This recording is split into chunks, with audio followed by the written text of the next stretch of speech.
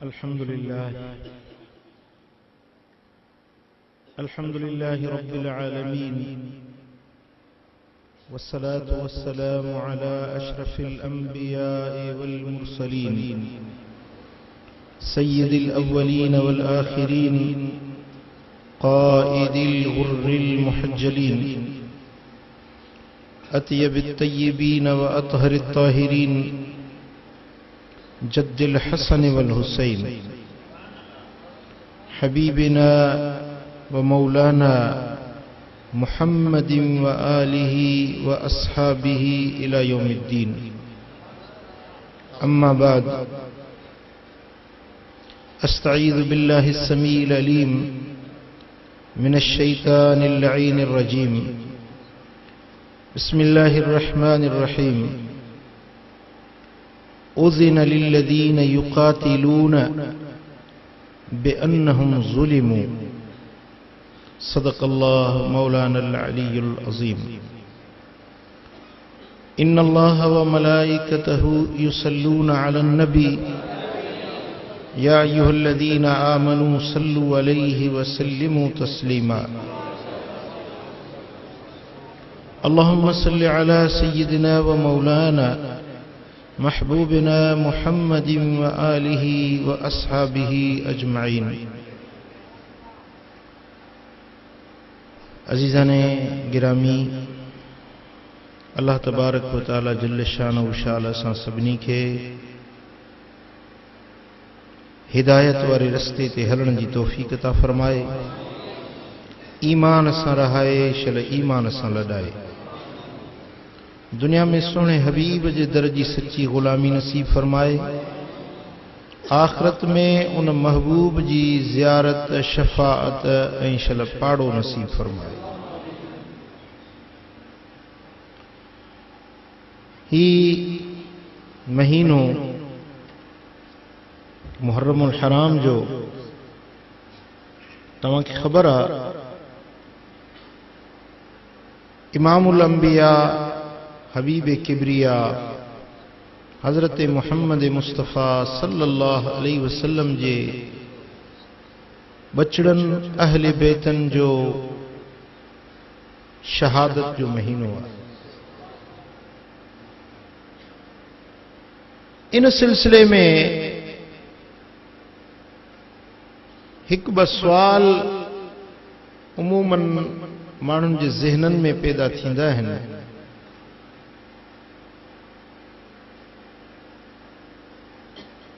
ही आजिज़ चाहे तो उन सवालनि जो जवाब तव्हांखे सेखारियो वञे।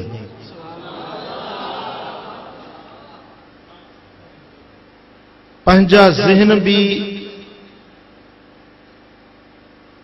साफ़ थियनि, ऐं अगर को ॿियो मोतरिज़ एतराज़ करे त उनखे बि हक़ीक़त खां आगाह कयो वञे।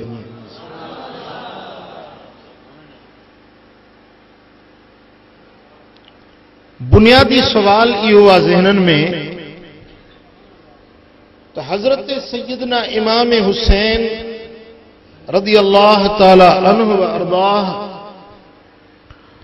पंहिंजे अबाणी शहर मदीने शरीफ के छॾे हिन करबला जे ततल धरती जे मथां पंहिंजे बच्चन खे शहीद करायो। इन जो सबब छा हो? छो निकितो? अगर दीन जे लाइ निकितो, इस्लाम जी हिफ़ाज़त जे लाइ निकितो,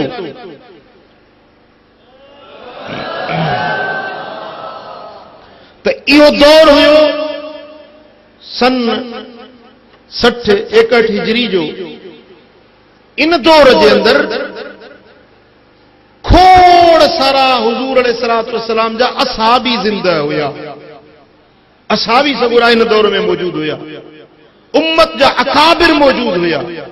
हजरत अब्दुल्ला बिन अब्बास जहिड़ा हिन उम्मत जा कुरान जा सब खां वॾे में वॾा मुफस्सिर हजरत अब्दुल्ला बिन अब्बास मौजूद हुयो। हजरत जाबिर बिन अब्दुल्ला अंसारी मौजूद हुयो। ही असहाबी जलीलुल क़द्र असहाबी मौजूद हुया। अगर एतरी जरूरत हुई इस्लाम के बचाइण जी तो उन्हनि असहाबन जंग छो न कई? हिकिड़ो हज़रत इमाम हुसैन जंग कई, ॿियनि छो न कई? इन ते बाज़ माण्हू ज़हननि में ख़लश पैदा कंदा आहिनि, एतराज़ उथारींदा आहिनि कि सहाबनि जे मथां एतराज़ कंदा आहिनि, कि अहल बैत अतहार जे मथां एतराज़ कंदा आहिनि। कि माण्हू इन हिकिड़े सुवाल खे साम्हूं रखंदे हिकिड़ी धुर चवे थी त जॾहिं सॼी उम्मत मुतफ़िक़ हुई यज़ीद जी सभिनी बैत कई त इमाम हुसैन खे कहिड़ी ज़रूरत हुई जंग करण जी? जॾहिं सॼी उम्मत बैत करे चुकी हुई यज़ीद जी, इमाम हुसैन बि यज़ीद जी बैत करे वठे हा। जॾहिं हेतिरा सारा सहाबी उन्हनि बैत कई त पोइ इमाम हुसैन खे ज़रूरत कहिड़ी हुई निकिरण जी? हाणे इन नज़रिए वारनि जो ख़्याल इहो आहे त इमाम हुसैन हुकूमत वक़्त हाकिम वक़्त जो बाग़ी हुयो, लुटेरो हुयो, माज़ अल्लाह। ऐं बाग़ी खे मारण, बाग़ी खे क़त्ल करण शरन जाइज़ आहे, क़ुरान जो नस आहे। जेको बग़ावत करे उनखे क़त्ल कयो, हुन सां जंग कंदा रहो, या त क़त्ल थी वञे या त सही रस्ते ते मोटी अचे। हाणे उन माण्हुनि जो नज़रियो इहो आहे त हज़रत इमाम हुसैन जे लाइ उहे माज़ अल्लाह चवंदा आहिनि त इहो हुकूमत वक़्त जो बाग़ी लुटेरो हुयो, तंहिंजे करे उनखे क़त्ल कयो वियो। हिकिड़ो इहो नज़रियो आहे। ऐं ॿियो नज़रियो इहो आहे, उहे चवंदा आहिनि त यज़ीद नाहक ते हुयो ऐं इमाम हुसैन हक़ ते हुयो। इमाम हुसैन निकितो त सभिनी जी जे मथां ज़िम्मेदारी हुई त नबी जे कुल्हनि जे सवार हज़रत सैयदना इमाम हुसैन जो साथ ॾियनि। हा, सभिनी जे मथां हक़ हुयो इमाम हुसैन जो साथ ॾियनि। पर साथ मदीने वारनि न ॾिनो, मके वारनि साथ न ॾिनो, कूफे वारनि साथ न ॾिनो, बसरे वारनि साथ न ॾिनो, इराक वारनि साथ न ॾिनो, शाम वारनि साथ न ॾिनो, मिस्र वारनि साथ न ॾिनो। इस्लाम जूं सरहदूं त दुनिया में फैलियल हुयूं न। खुलफाए राशिदीन जी खिलाफत राशिदा खां बाद में जेका इस्लामी सल्तनत फैलजी चुकी हुई, तुराबलस ताईं, हिते सिंध ताईं, काबुल ताईं इस्लाम जूं सरहदूं फैलजी चुकियूं हुयूं। पोइ ॿिया मुस्लमान छो न थिया? इमाम हुसैन जो उन्हनि साथ छो न ॾिनो? इन ते बाज़ माण्हू एतिराज़ कंदा आहिनि त इमाम हुसैन हक़ जो इमाम आहे, जॾहिं नबी जे कुलनि जो सवार आहे ऐं उहो हक़ ते आहे, त ॿिया जेकी जन जो साथ न ॾिनो इहे वक़्त जा इमाम जा बाग़ी आहिनि ऐं इमाम जे साथ न ॾियण जे करे उन्हनि खे माज़ अल्लाह मुर्तद सॾींदा आहिनि।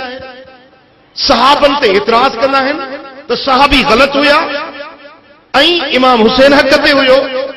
अब हाणे इहो सवाल हुन धुर खे बि हिन धुर खे बि गुमराही जे रस्ते ते वठियो पियो वञे। इन हिकिड़े सवाल जे करे हिकिड़ा इमाम हुसैन जा दुश्मन बणिजी विया, उन जे लाइ ग़लति लफ़्ज़ ॻाल्हाइण लॻा। हिकिड़ा हुज़ूर जे असहाबनि जा दुश्मन बणिजी विया, उन्हनि जे लाइ ग़लति लफ़्ज़ इस्तेमाल करण लॻा। हाणे असां अहले सुन्नत जो ईमान, असांजो अक़ीदो, असांजो नज़रियो छा आहे? असां खे इन मामले में छा अक़ीदो रखणु घुर्जे? ॻाल्हि सम्झ में आई या न? तव्हां सवाल मुंहिंजो सम्झो या वरी सम्झायां? साईं, इहो सवाल जवाब तलब आहे। इन सवाल खे समझण जे लाइ बुनियादी तरह ॿ ॻाल्हियूं मां तव्हांजी ख़िदमत में अर्ज़ कंदुसि। हिकु ॻाल्हि इहा त यज़ीद जो किरदार छा हुयो, यज़ीद जो तरीक़े अमल छा हुयो, यज़ीद जी तिर्ज़े ज़िंदगी छा हुई। यज़ीद वक़्त जो हाकिम हुयो, वक़्त जो बादशाह हुयो। सैयदना अमीर मुआविया रज़ी अल्लाह तआला अन्हु जे वफ़ात खां पोइ यज़ीद तख़्त सल्तनत ते हुयो। यज़ीद जो किरदार छा हुयो बुनियादी तरह 4 शयूं आहिनि जेके यज़ीद, खुलफाए राशिदीन, इस्लाम जे तिर्ज़े हुकूमत, इस्लाम जो तिर्ज़े हुकूमत जेको हुज़ूर अलैहिस्सलातु वस्सलाम जंहिं तरह सां हुकूमत कई, जंहिं तरह सां अबू बकर सिद्दीक़ हुकूमत कई, जंहिं तरह सां हज़रत उमर फारूक हुकूमत कई, जंहिं तरह सां हज़रत उस्मान गनी, हज़रत मौला अली, हज़रत इमाम हसन हुकूमत कई, उन तिर्ज़े अमल खां हटी करे यज़ीद 4 ॻाल्हियुनि खे पंहिंजे ज़िंदगी जो तिर्ज़े अमल बनायो। सब खां पहिरीं ॻाल्हि त यज़ीद वक्त जो डिक्टेटर हुयो, यज़ीद वक्त जो आमिर हुयो, जाबिर हुयो, मुतलिकुल इनान बादशाह हुयो, जेका हुकूमत खुलफाए राशिदीन जी हलाई उहा जमहूरी हुकूमत हुई। छा? जमहूरी हुकूमत हुई। उन जो मिसाल ॿुधो, हज़रत सैयदना उमर फारूक रज़ी अल्लाह तआला अन्हु जुम्मे जो खुतबो ॾिनई, जुम्मे जो खुतबो ॾियण जे लाइ मिंबर ते चढ़ियो त हिकिड़े माण्हू अचे हज़रत उमर फारूक जे दामन खे पकड़ियो, हज़रत उमर जे दामन खे पकड़े चई त उमर खुतबो पोइ पहिरीं मूंखे मुंहिंजे सुवाल जो जवाब ॾे। ही जमहूरियत आहे, ही इस्लामी तिर्ज़े हुकूमत आहे। ए उमर खुतबो पोइ पहिरीं मूंखे मुंहिंजे सुवाल जो जवाब ॾे। पाण फरमाए छा थो चई? चई जेॾी महिल माले गनीमत जा कपिड़ा विरहायई त असांखे बि हिसो मिलियो, तोखे बि हिसो मिलियो, असांजा पहिरियां लुंडा थी पिया आहिनि, तुंहिंजो पहिरियां डिघो छो आहे? माना या त कमीज़ तो वधीक, कपिड़ो तो वधीक कयो आहे। जेको ॿियनि मुस्लमाननि खे माले गनीमत विरहाए ॾिनुई, जेतिरो कपिड़ो ॿियनि खे ॾिनुई, तूं बि ओतिरो रखी हा न। जे ओतिरो रखी हा त तुंहिंजी कमीज़ लुंडी थी पवे हा, तुंहिंजी डिघी छो थी?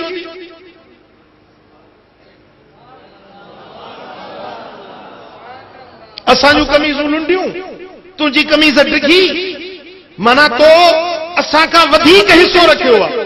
इहो असांखे जवाब ॾे। हज़रत फारूक आज़म अल्लाहु अकबर कबीरा, अमीरुल मोमिनीन, जंहिंजे नाले खां केसर ऐं किसरा उन दौर जा ॿ जाबिर बादशाह, ॿ अज़ीम सल्तनतूं जंहिंजे नाले खां थर थर कंबंदा हुया, उहो फारूक आज़म हिकिड़ो अदना रईयती राज जो माण्हू, हिकिड़ो अदना माण्हू जे दामन खे झले हज़ारे माण्हुनि जे साम्हूं उन खां बाज़ पुरस्त करे थो, पुछाणो करे थो त उमर ही कमु तो कीअं कयो आहे? जमहूरियत ई आहे। असां वारे हुकुमरान रट लॻाई आहे, जमहूरियत ॾे, जमहूरियत ॾे, जमहूरियत, जमहूरियत। को मरी वञे त इहो शहीद जमहूरियत आहे, को जेरो आहे जमहूरियत जे लाइ कोशिशि थो करे, पर इन जमहूरियत जे दावोदारनि खां इन्हनि ते को मिसाल को एतिराज़ करे त ॿिए ॾींहुं टीप ॾेई छॾींदसि, ॿिए ॾींहुं जेल में विझी छॾींदसि। भेण तुंहिंजो कहिड़ो कमु जो असां ते एतिराज़ थो करी? पर मुंहिंजे सोणे उमर जी जमहूरियत ॾिस। फरमाए मुंहिंजे पुट अब्दुल्ला खे घुरायो, अब्दुल्ला आयो। पाण फरमायूं त ए अब्दुल्ला, हिन माण्हू जे सवाल जो जवाब तूं ॾे। जे ॻाल्हि इहा आहे त जेॾी महिल कपिड़ो विरहायो वियो त मुंहिंजे बाबा जो जिस्म लहीम शहीम कदावर बुत कद में मज़बूत, सो उहो कपिड़ो पूरो न पियो। पोइ मूं छा कयो जो मुंहिंजे हिसे में जेको कपिड़ो आयो सो पंहिंजे बाबे खे ॾिनो। इन जे करे बाबे जी कमीज़ डिघी, हुन दामन छॾी चई हाणे भली खुतबो ॾे। सुभान अल्लाह। हज़रत सैयदना फारूक आज़म ॿाहिरि निकिता, मदीना मुनव्वरा खां थोरो ॿाहिरि निकिता कि माण्हू ॾिठो वेठल, खेमा हुजनि, तंबू लॻल। अब केरु आहियो, किथे वेठा आहियो, कंहिंजी हुकूमत में आहियो? चइजे उमर फारूक जी हुकूमत में आहियूं, ताइफ खां आया आहियूं। भला उमर तव्हां सां सुठो थो हले? चइजे किथे थो सुठो हले, असांजी संभाल ई कोन लथई, कहिड़ो असां सां सुठो हलियो आहे? हाणे उनखे ख़बर न हुजे त को उमर इहो पाण आहे। कि भला पोइ तव्हां उमर खे दाह ॾिनी आहे, दरख़्वास्त कई आहे? चइजे दरख़्वास्त असां कोन कई आहे। चए पोइ जॾहिं दाह न ॾिनी अथव, दरख़्वास्त न कई अथव, त पोइ कीअं तव्हांजी संभाल हले? चए पोइ एतिरो धन धारियो छो अथई जंहिंखे चारे नथो सघे, जंहिंजी संभाल नथो लही सघे, एतिरो धन धारियो छो अथई? अल्लाह अकबर कबीरा। हज़रत फारूक आज़म जे अखियुनि में ॻोढ़ा अची पाण विया अन्न जी बोरी पाण पंहिंजे पछाड़नि ते खयों, सीधो सामान, ज़रूरत जो सामान ख़र्च पको खणी ऐं उन माण्हू खे उते घर वेठे ते पहुचायूं। उहो माण्हू चवण लॻो त साईं अल्लाह करे हुकूमत उमर जी तोखे रब दी, लाइक तूं ही, हुकूमत हलाइण जो हक़दार तूं ही, उमर छा ॼाणे। अल्लाह अकबर कबीरा। ही इस्लामी तर्ज़ हुकूमत हुई, हाँ या जमहूरियत हुई। पर इन्हे जे बजाय यजीद जो किरदार छा हुयो? यजीद जे दौरे हुकूमत जे अंदर वो इस्लामी निजाम खिलाफत बदतरीन मुलूकियत में तब्दील थी चुको हुयो। बदतरीन मुलूकियत, बादशाहत, ऐं बादशाहत भी डिक्टेटरशिप वारी, जीअं मां चवां तीअं थिए, मां जीअं चवां तीअं थिए। तव्हां असां त सिर्फ करबला जो वाक़ियो ॿुधो आहे न यज़ीद जे ज़ुल्मनि जो, पर इन खां पुठियां हिकिड़ो वॾो दास्तान आहे जेके आम तरह माण्हू कोन बयान कंदा आहिनि ऐं माण्हुनि कोन ॿुधो आहे। यज़ीद मुस्लिम बिन अक़बा नाले हिकिड़ो ख़बीस हुयो, उन खे लश्कर ॾेई मदीने ते चढ़ाई करे मोकिलियईं ऐं उन्हनि खे चई त 3 ॾींहं मदीनो तव्हांजे लाइ जाइज़ आहे, जीअं वणे वती वञी कयो। उन यज़ीद जे लश्कर मदीना मुनव्वरा में अची एतिरो त ज़ुल्म कयो जो मदीने जूं घिटियूं इंसाननि जे रत सां आलियूं थी वियूं। एतिरो मदीने में रत हारी, केतिरियूं कुआरियूं छोकिरियूं हमल वारियूं बणिजी वियूं। मदीना मुनव्वरा मस्जिद नबवी जे अंदर, पाक पैगंबर जी मुबारक मस्जिद जे अंदर 3 ॾींहंनि ताईं बांग न थी, तकबीर न थी, जमायत न थी। मस्जिद नबवी जे थंभनि में यज़ीद जे लश्कर अचे पंहिंजा घोड़ा ॿधा। यज़ीद जे लश्कर मस्जिद नबवी जे थंभनि में घोड़ा ॿधा। मेहराब नबवी, पाक पैगंबर जो मेहराब, जिते मुझे सुहिणो हबीब भी खिताब फरमाईंदो हो, उन मिंबर जे करीब उठई घोड़ा ॿधा विया। पर कुर्बान या रसूल अल्लाह तुझे अज़मत ना कुर्बान वंजे। रियाजुल जन्नह जे अंदर जिते घोड़ा ॿधा विया 3 ॾींहंनि ताईं कंहिं घोड़े न लिड लाथी न पेशाब कयो। मस्जिद नबवी जे मेहराब खां 3 ॾींहं जमायत नमाज न थी, बांग न थी। हज़रत सईद बिन मुसय्यब ताबई हुयो, मर्द दुर्वेश हुयो। उन्हें फरमायो तो ये मस्तन वांगुर चरियन वांगुर थी मां मेहराब शरीफ जे हेठों लिकी वियुसि, मूंखे ॾिसी वरितो। हिकिड़े चयो मारियोसि, क़त्ल कयोसि। दुर्वेश आहे, हिनखे ज्यादा मारे कयो, जे मूंखे छॾे ॾिनो। 3 ॾींहंनि ताईं मुंहिंजे महबूब करीम जी मज़ार अनवर मथां फज्र जे टाइम ते बेपारी ट्रेपारी सिजल तो सोमाणी 5 वक़्त महबूबन जे मज़ार अनवर मथां बांग जो आवाज़ भी ॿुधंदो हुउसि त तकबीर जो आवाज़ भी ॿुधंदो हुयो।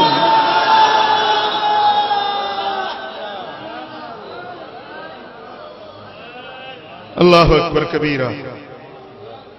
हाँ, यज़ीद ही ज़ुल्म कयो।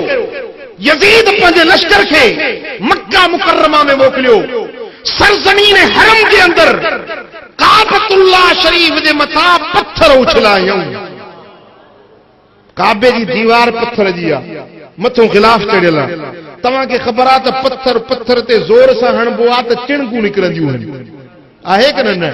जेॾीमहिल हीअं पत्थर ज़ोर सां हयूं त पत्थर पत्थरनि सां लॻा ऐं काबतुल्लाह शरीफ जे गिलाफ खे बाहि लॻी वई। बैतुल्लाह शरीफ जेका छत हुई, उहा छत मुबारक शहीद थी उन बाहि जे अंदर। ऐं उन छत जे अंदर हज़रत सैयदना इस्माईल जे लाइ जेको जन्नत मज़ा दुंबो लही आयो हो न, उन दुंबे जा सिंग मुबारक उन छत में लॻल हुया, उहे बि जली विया। हिन खां वधीक डिक्टेटरशिप कहिड़ी थींदी? वधीक ज़ुल्म कहिड़ो थींदो? यज़ीद जो किरदार इहो हुयो। सभ खां अव्वल यज़ीद वक़्त जो वॾो जाबिर ऐं डिक्टेटर हुयो।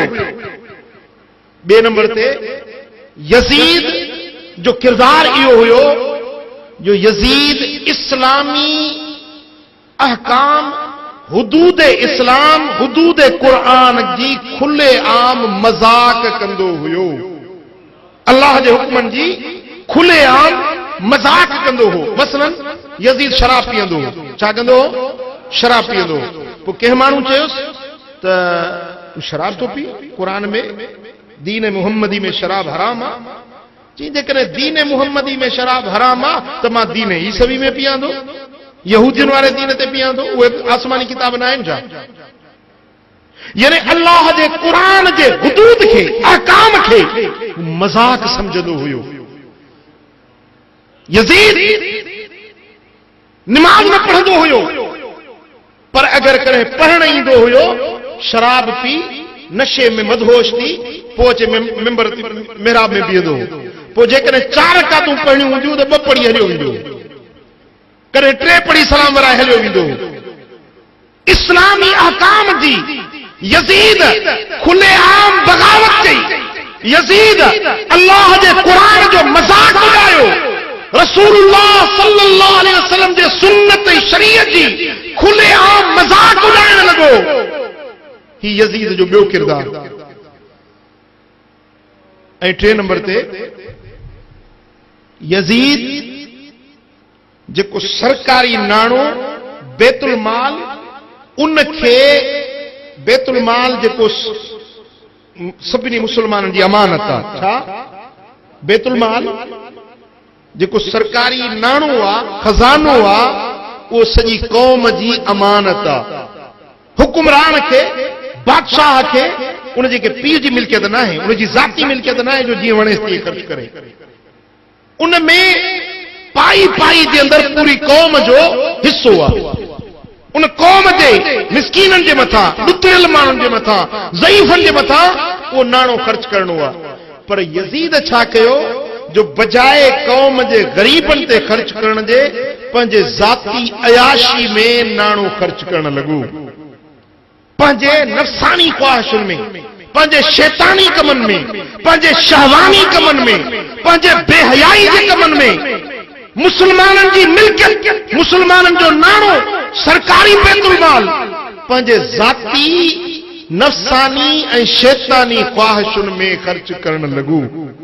ॻाल्हि सम्झो था जी? ही 3 नंबर। ऐं 4थे नंबर यजीद वक्त जो सब खां वॾो ज़ालिम हुयो। छा? यजीद वॾो ज़ालिम हुयो। ऐं हुनजो चवणु हो त माण्हुनि खे चओ मुंहिंजी बैत कनि, जेको बैत न करे उनखे या त क़त्ल कयो, क़त्ल करे उनजो सिर मुंहिंजे अॻियां आणियो, या त उनखे ज़िंदा गिरफ़्तार करे मुंहिंजे अॻियां आणियो। ॿी ॻाल्हि ॿुधण जे लाइ तयार न हो। हत्ता के उन पंहिंजे हुकूमत जे ख़ातिर पाक पैगंबर जे बच्चे खे शहीद करण खां बि गुरेज़ न करे। इन खां वधीक ॿियो ज़ुल्म कहिड़ो थी सघे? ग़रीबनि सां, मिस्कीननि सां, ॾुतिड़ियलनि सां जेके दौरे यज़ीद में ज़ुल्म थिया। शुहदाए हिर्रा जो वाक़ियो जेको मूं अर्ज़ कयो मदीना मुनव्वरा में, मक्का मुकर्रमा जे अंदरि जेको हिन ज़ुल्म कयो, मस्जिद नबवी शरीफ जी जेका बेहुरमती कई, बैतुल्लाहिल हराम जी जेका बेहुरमती कई, ऐं मदीना मुनव्वरा में जेकी माण्हू शहीद थिया उहे बि कनि हज़ारनि जे तादाद में असहाबी हुया। रसूलुल्लाह सल्लल्लाहु अलैहि वसल्लम जा असहाबी हुया। हिकिड़ो असहाबी पोड़ो ज़ईफ़ुल उमिर अचे पियो, घिटी ॾियूं त उनखे यज़ीद जो सिपाही घोड़े तो लथो, उनजे सुहारी खे पकड़ी, सुहारी को पकड़े ऐं उनखे अहिड़ो ज़ोर सां धिको ॾिनई जो वीचारो गली में वञी किरियो। हज़रत अबू सईद खुदरी रज़ियल्लाहु ताला अन्हु वरदा। ऐं शुहदाए हिर्र, जॾहिं अल्लाह ताला तव्हांखे मदीने जो दीदार नसीब करे त जन्नतुल बक़ी जे अंदरि हिकिड़ो गंज शहीदा ठहियल अथव। नंढड़ी भित ॾिनल आहे, उन जे विच में हिकिड़ो हिस्सो मखसूस थियल आहे जेको गंज शहीदा सरबो आहे। इन में यज़ीद जे ज़ुल्मनि सां शहीद थियल असहाबी इन हिकिड़ी जाइ ते इज्तिमाई क़ब्र आहे। हिन एतिरो ज़ुल्म कयो, एतिरनि मुस्लमाननि खे उम्मत जा अकाबिर ऐं भला इंसान उनखे शहीद कयईं। हाणे ॿुधायो त अहिड़े ज़ालिम, अहिड़े जाबिर, अहिड़े सरकश जे खिलाफ आवाज उथारजे या न उथारजे? जी ॿुधो, जॾहिं हालतूं इन मोड़ ते पहुचनि, जॾहिं हालतूं इन मोड़ ते पहुचनि त हाणे शरीयत पाक ॿ रस्ता ॾिना आहिनि। घणा रस्ता? शरीयत पाक ॿ रस्ता ॾिना आहिनि। हिकिड़ो रस्तो आहे रुख़सत जो, ॿियो रस्तो आहे अज़ीमत जो। हिकिड़ो रस्तो कहिड़ो आहे? रुख़सत जो, माना इजाज़त, रुख़सत। जॾहिं तव्हां ॾिसो था त ज़ालिम आहे, जाबिर आहे, सरकश आहे ऐं अफरादी कुवत उन्हें वटा, माली कुवत उन्हें वटा, फौज उन्हें वटा, सिपाह उन्हें वटा, नाणो उन्हें जे हथ में आहे, त पोइ अहिड़े टाइम में माण्हू पंहिंजो सत सारे नथो सघे, आजिज़ आहे, हीणो आहे, ॾुतड़ियल आहे, ज़ुल्म जो मारियो आहे, चक्की में पीठल आहे, हिम्मत नथो सारे, त पोइ चुपड़ी करे माठ करे वेहे, उन जे ख़िलाफ़ आवाज़ न उथारे। इहो शरीयत जो हुकुम आहे, इन खे चइबो आहे रुख़सत। छा चइबो आहे? रुख़सत, इजाज़त। हाणे इहो जेको माठ करे मज़लूम आहे, दिल में उनखे सुठो नथो समझे, दिल में उन ते लानत थो विझे पियो, दिल में उन ते लानत थो विझे, पर ताक़त नाहे जो उन सां मुक़ाबिलो करे सघे, फौज नाहे, सिपाह नाहे, मुक़ाबले जी हिम्मत नाहे। त अहिड़े वक़्त में चुप करे घर में वेही रहे, दिल में उनखे बुरो समझे ऐं उन जे उन ज़ुल्मनि ते राज़ी न हुजे, दिल में उनखे बुरो समझे, त रुख़सत आहे, इजाज़त आहे त घर में चुप करे वेही। ॻाल्हि सम्झो? इहो हिकिड़ो रस्तो आहे। ऐं ॿियो रस्तो इहो आहे त इन ज़ालिम सां, इन जाबिर सां मुक़ाबिलो करे, टक्कर खाए, उन ज़ालिम सां, उन वक़्त जे हाकिम सां मुक़ाबले जे लाइ उथी खड़ो थिए। पोइ जेकॾहिं ताक़त नाहे, कुवत नाहे, पाण में एतिरी हिम्मत नाहे, यानी फौज नाहे, सिपाह नाहे, मखलूक नाहे, नाणो नाहे, हथियार नाहिनि, पर पोइ बि उन ज़ालिम जे ख़िलाफ़ जिहाद जो झंडो खणी उथी बि खड़ो थिए ऐं चवे त जेकॾहिं इन रस्ते में मरी वञा त मरी वेंदुसि, पर मज़लूमनि जो आवाज़ खणी उथंदुसि, त इन अमल खे चइबो आहे अज़ीमत। इनखे छा चइबो आहे? अज़ीमत। हाणे इन दौर में जेकी असहाबी या जेकी उम्मत जा अकाबिर ख़ामोश थी घरनि में वेठा, के मके में रहिजी विया, के मदीना मुनव्वरा में रहिजी विया, ॾिठूं त ज़ालिम आहे, जाबिर आहे, हली कोन सघंदी, चुप करे वेही रहिया। इन्हनि शरीयत जे अमल, रुख़सत जे मथां अमल कयो, शरीयत जे हुकुम रुख़सत जे मथां अमल कयो। पर जेकॾहिं सभु रुख़सत ते वेहनि हा ऐं इमाम हुसैन भी रुख़सत ते अमल करे हा, त हुसैन न हुजे हा। हुसैन इब्न अली, हैदर कर्रार जो बच्चो, मौला अली जो खून जंहिंजे जिस्म में हुजे, जंहिंजे जिस्म में फातिमत ज़हरा जी फंज हुजे, उहो हुसैन, उहो हैदर जो बच्चो, उहो मोहम्मद करीम जे कुल्हनि ते सवारी करण वारो हुसैन अगर ख़ामोश थी घर में रही रहे हां, त हुनजी इज्जत, हुनजी ईमानी गैरत गवारा न कयो। मुंहिंजो सुहिणो इमाम हुसैन मैदान जंग में निकिरी पियो, जिहाद जो झंडो हथ में खणी, बातिल सां टक्कर खाइण जे लाइ मैदान अमल में, मैदान कारज़ार में इमाम हुसैन निकिरी करे दुनिया वारनि खे ॾेखारियो त हुसैन इब्न अली रुख़सत ते अमल करण वारो नाहे, मगर अज़ीमत ते अमल करे, बातिल सां मुक़ाबले करे पंहिंजी जिंद जान कुर्बान करण वारो हुसैन।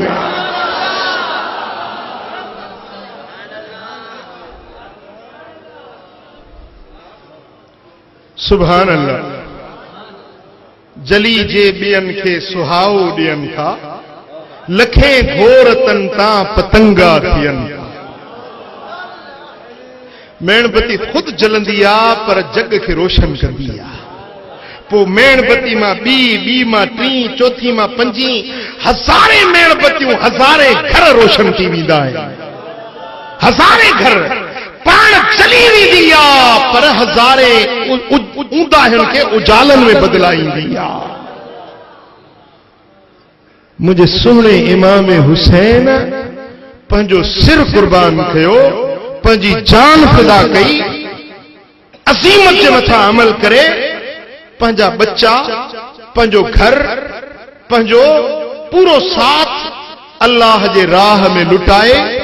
वक्त जे फिरौन, वक्त जे जाबिर, वक्त जे सरकश, वक्त जे डिक्टेटर हुक्मरान सां मुझे सुहिणे इमाम हुसैन मुहादो अटकायो। ऐं ॿुधो, इमाम हुसैन जी ज़िंदगी खे ॾिसो त इते बि असांखे 4 उनसर मिलनि था। यज़ीद जूं 4 ॻाल्हियूं ॿुधव न, वरी हुसैनियत बि चइनि शयुनि जो नालो आहे। यज़ीदियत सरासर शर आहे, हुसैनियत सरासर खैर आहे। यज़ीद बातिल जी निशानी आहे, हुसैन हक़ जी निशानी आहे। यज़ीद ज़ुल्म आहे, हुसैन अदल आहे। यज़ीद जहन्नम आहे, हुसैन जन्नत जो बाग आहे। यज़ीद जहन्नम जो थंभ आहे, हुसैन जन्नत जे जवाननि जो सरदार आहे। सुभान अल्लाह। हज़रत सैयदना इमाम हुसैन जी ज़िंदगी मुबारक 4 शयुनि जो मजमू आहे। हिकिड़ो अज़्म, हिम्मत, इस्तक़लाल, जुर्रत, बहादुरी। हुसैन बहादुरी जो नालो आहे। अज़्म ई इरादो अटल ऐं मज़बूत आहे। मदीने मां निकितो, मदीने वारनि रोकियो, साईं मदीनो न छॾियो, मके आयो। मके वारनि चयो साईं मके मां न निकिरो, ही हरम मामून जी जाइ आहे, हिते रहो।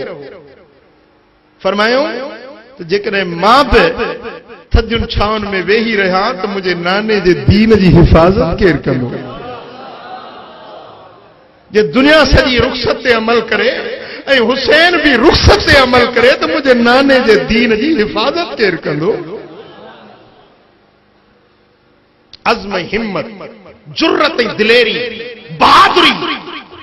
हुसैन बहादुरी जो नालो आहे। हुसैन अज़्म इस्तक़लाल जो नालो आहे। ऐं 2 नंबर ते इमाम हुसैन, सैयदना इमाम हुसैन रज़ियल्लाहु ताला अन्हु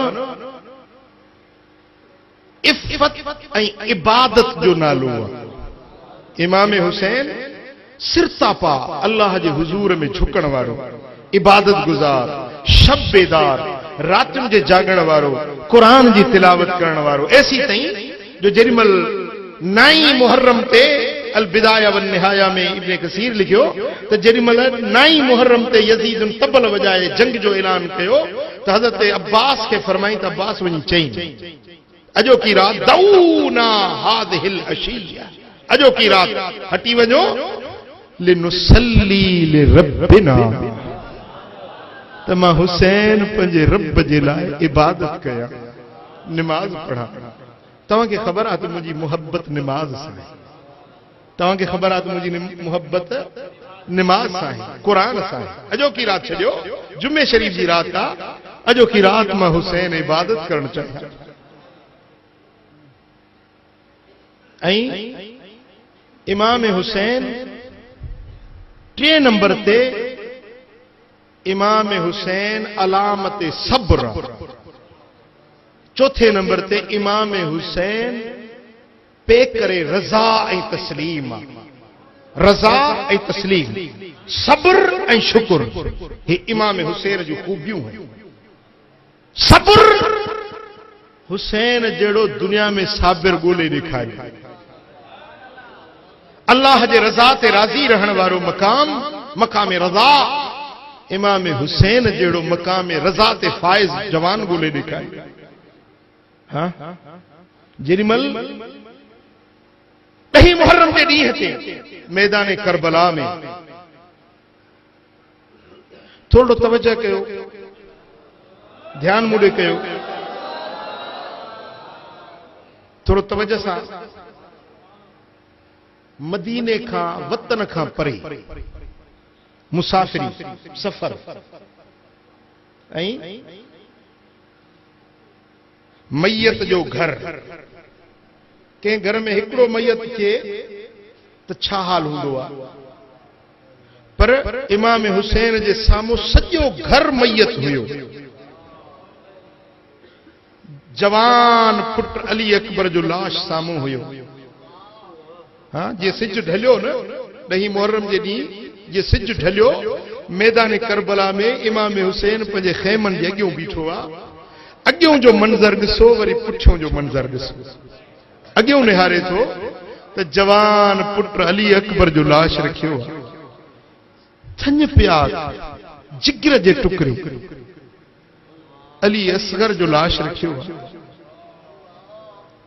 ऐं तिरमिज़ी शरीफ़ खणो त सैयदना इमाम हसन सीने खां वठी मथे ताईं इमाम हसन शबीह मुहम्मद हुयो सल्लल्लाहु अलैहि वसल्लम।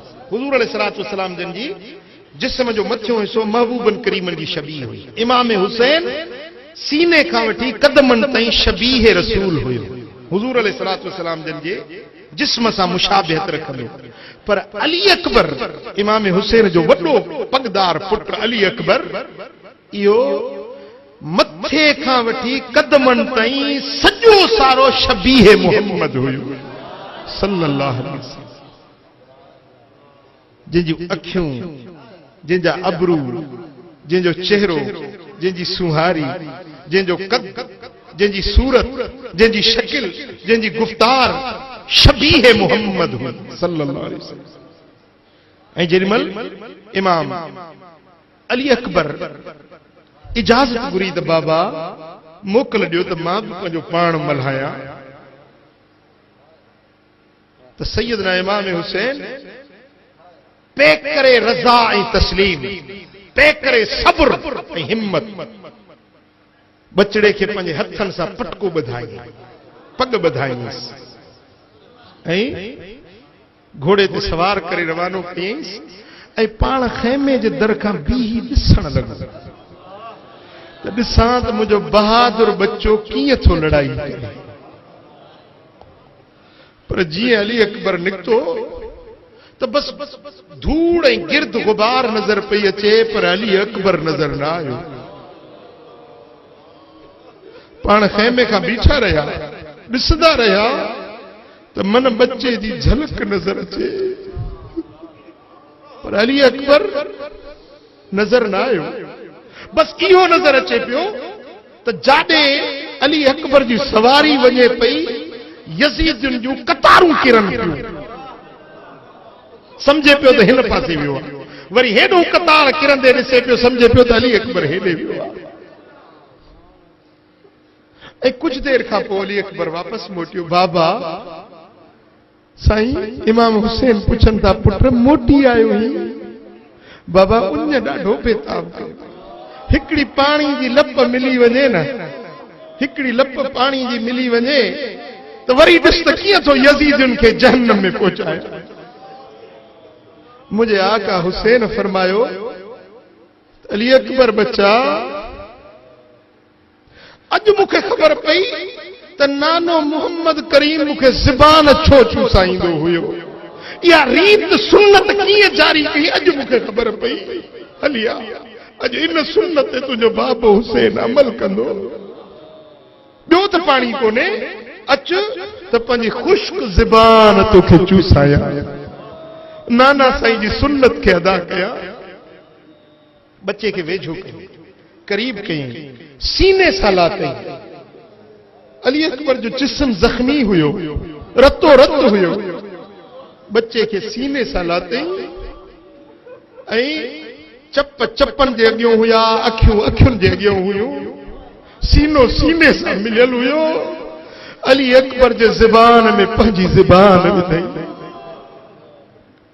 खुश्क ज़बान कुछ देर ताईं चूसींदो रहियो, दिल खे तस्कीन मिली वई। वरी अली अकबर मैदान ते हलियो। मैदान जंग में, पर अबे जो निगाहों वरी भी बच्चे ॾे हुयूं।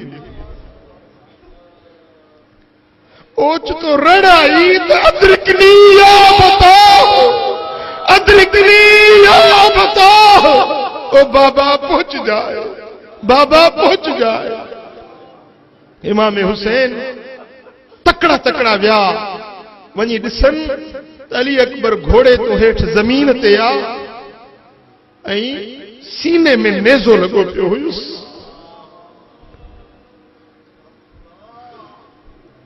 सिर बच्चे जो खणी पंजी गोद में रखी, पंजी झोली में अली अकबर नेण खणी अबे जे चेहरे के ॾिठो। अर्ज कई, बाबा ही फर नेज़े जो मुझे सीने मां कढो तो मां वरी जंग ते वञा, वरी यज़ीदन खे क़त्ल कया। पाण वो नेज़े जो फर छिके कढियऊं, जोर सां छिके कढियऊं तो उन फर जे निकरण सां रत जो फुहारो निकतो ऐं अली अकबर जो रूह मुबारक परवास थी वियो।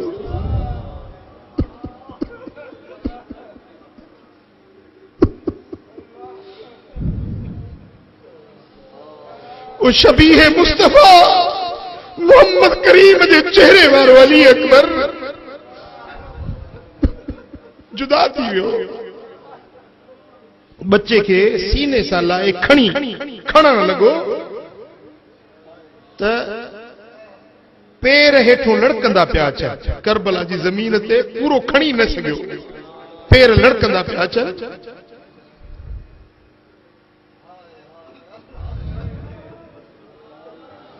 इब्न असाकिर बयान थो करे 56 साल उम्र हुई इमाम हुसैन जी। उन वक्त में उम्र घणी हुई 56 साल ऐं 4 महीना या 6 महीना। पर सुहारी में हिकिड़ो वार बि कारो न हुयुसि। जेॾी महिल बच्चे जो जवान पुट जो लाश खणी मोटियो तो पूरी दाढ़ी मुबारक सफेद हुयसि, हिकिड़ो वार बि कारो न हुयो।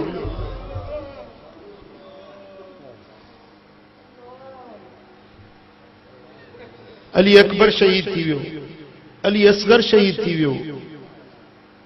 निगाहुनि जे साम्हूं बच्चन जा जनाजा रखिया है। वरी जो 3 ॾींहनि जी बुख उञ, 3 ॾींहनि खां वठी पाणी बंद आहे। परदेस मुसाफ़िरी, अबाणनि जी याद, तन्हाई जो आलम, वरी जो खेमन में निहारी तो पोयों हिन परदेसियाणियुनि जो केर थींदो।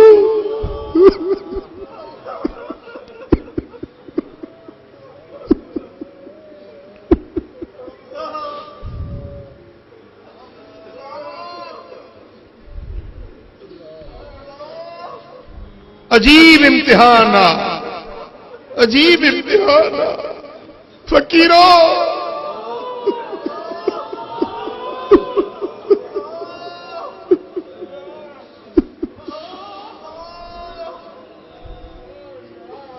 ए हुसैन तुझी असमत के सलाम आ, तुझी हिम्मत के सलाम आ, तुझी जुर्रत के सलाम आ, तुझी बहादुरी के सलाम आ।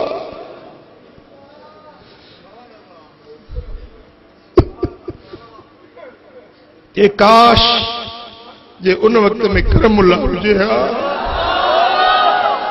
ॿियो तो कुछ कोन्हे, ही सिवाय सोने हुसैन जे कदमनि तां निदा कया। मां पंहिंजा बच्चा कुर्बान कया। ओ हुसैन तुझे नाले ते मां पंहिंजो सिर फिदा कया, पंहिंजा बच्चा कुर्बान कया।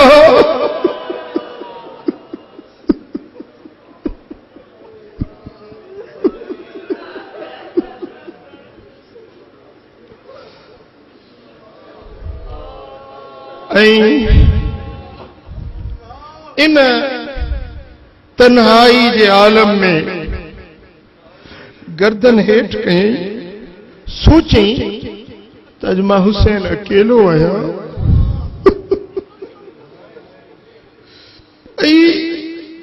फरमाई त हल मिन मुगीसिन युगीसुना, आहे को दाह ॿुधण वारो जेको मुंहिंजी दाह ॿुधे।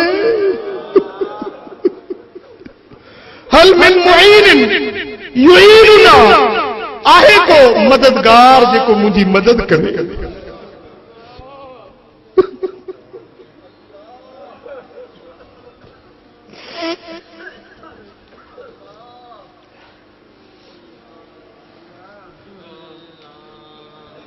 जेॾीमहिल सैयदना इमाम हुसैन रज़ियल्लाहु तआला अन्हु ये फरमायो, अचानक ॾिसे त साम्हूं नाने मोहम्मद करीम जो जलवो नज़र आयो। बचड़ा हुसैन तू अकेलो न आयो, ये तुझो बाबो अली भी मौजूद आहे, ये तुझी अम्मा खातून अतहर भी मौजूद आहे, फरिश्तन जूं जमायतूं लही आयूं। ए हुसैन असी तुझा मददगार आहियूं। जिन्नात की जमात लही आई। ए हुसैन असा उहे आयूं जन के तुझे बाबे अली कलमो पढ़ाए मुसलमान कयो हुयो। असी हाजिर आयूं। गैबी आवाज आयो, ओ हुसैन इब्ने अली, अज अल्लाह जी मदद तुझे ला मुतवज्जे आ, तू जीअं चवंदे अज तीअं थी पवंदो। फरमाई बस मूं इहो ई ॾिसण चाहियो थे। हाणे रज़ीना बिक़ज़ा इल्लाह, अल्लाह जे रज़ा ते मां हुसैन राज़ी आई। कंहिं मदद जी ज़रूरत न आहे। हुसैन पंहिंजो सिर नाने जे दीन तां कुर्बान कंदो। ऐं जेॾीमहिल ख़ैमे में आया, सैयदना इमाम हुसैन रज़ियल्लाहु तआला अन्हु ख़ैमे में आया त पाक दामन मुहम्मद करीम जूं बचड़ियूं, हरम के आबाद करण वारा, इन दुनिया वारनि खे कलमो पढ़ाइण वारो घराणो, बदबख्तन के खुशबख्त बनाइण वारो घराणो, काबे के आबाद करण वारो घराणो, अज परदेस में, अज मुसाफिरी में, अज सरताज हुसैन इब्ने अली के बीबियुनि निहारियो।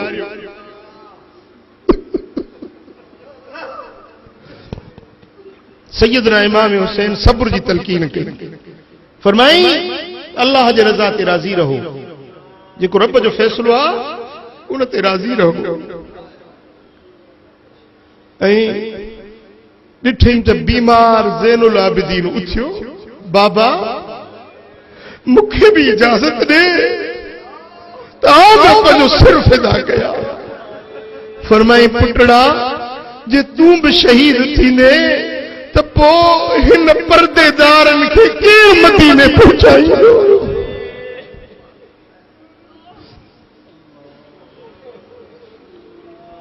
भाकुर पातऊंस पंहिंजी बातनी इन विलायत, पंहिंजो बातनी फैज़ सां इमाम ज़ैनुल आबिदीन जे कल्ब खे भरपूर फरमायो। ऐं फरमायो त बच्चा, तू हिन काफ़िले अहल बैतन के वठी जॾहिं मदीने वञी त मुंहिंजे नाने मोहम्मद करीम जे दर ते मुंहिंजा सलाम चइजां।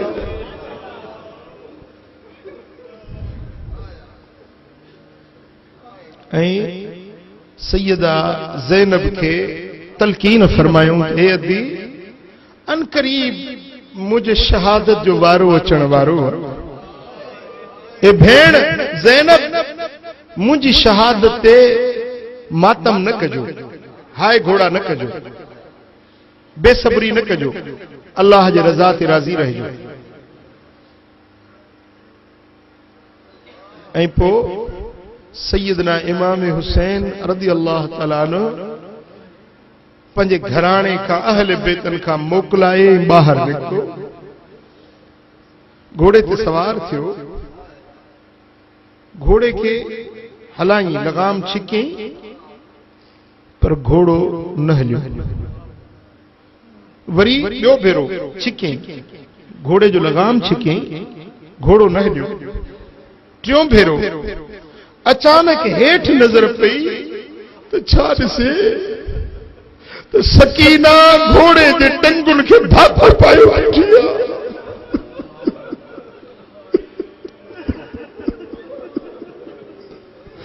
वो घोड़ा मुझे बाबा साईं के न वठी वई जेको इन मैदान ते वियो आहे सो वरी मोटी न आयो आहे।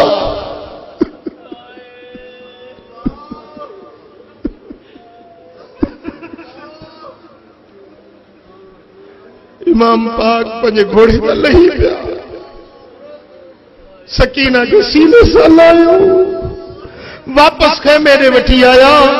ओ ज़ैनब मुझे सकीना जी पारत हुजे, इनके रोण न जाए। ऐं मुझो सोनो इमाम हुसैन वरी दोबारो सब्र जी तलकीन करे मैदान जंग ॾे रवानो थियो। ऐं पोइ 3 ॾींहनि जे बुखारे उञारे हुसैन जेके बहादुरी जा जोहर ॾेखारिया, वो तो चश्मे फलक ॾिठो पे, करबला जी ज़मीन ॾिठो पे, तो वाह हुसैन तुंहिंजी जुर्रत ऐं दिलेरी, वाह हुसैन तुंहिंजी बहादुरी। ही मैदान करबला जो मार्को असुल हुसैन मज़लूमन जी जंग लड़ी पे, मज़लूम कौमुन जी, मज़लूम इंसानन जी, जाबिर के खिलाफ, सरकश बादशाह के खिलाफ, सारी दुनिया में क़यामत ताईं ईंदड़ नस्लन के लाए हजरत इमाम हुसैन न सिर्फ यजीद के खिलाफ पर हर जाबिर, हर जालिम, हर डिक्टेटर के खिलाफ मुझे सोने इमाम हुसैन जंग लड़ी। ऐं पोइ जेॾीमहिल पूरो जिस्म तीरनि ऐं तलवारुनि जी ज़िद में अची वियो, मुहम्मद जे कुल्हनि जो सवारी करण वारो हुसैन, नबी अरबी जे पुठी मुबारक ते सवारी करण वारो हुसैन, जॾहिं ॿिन्ही जहाननि जो सरदार सजदे में हुजे ऐं हुसैन इब्न अली पुठी जे मथां सवार हुजे, इबादत रुकजी वञे, मुहम्मद मुस्तफा जो सजदो डिघो थी वञे, छो त हुसैन किरी न पवे, हुसैन किरी न पवे।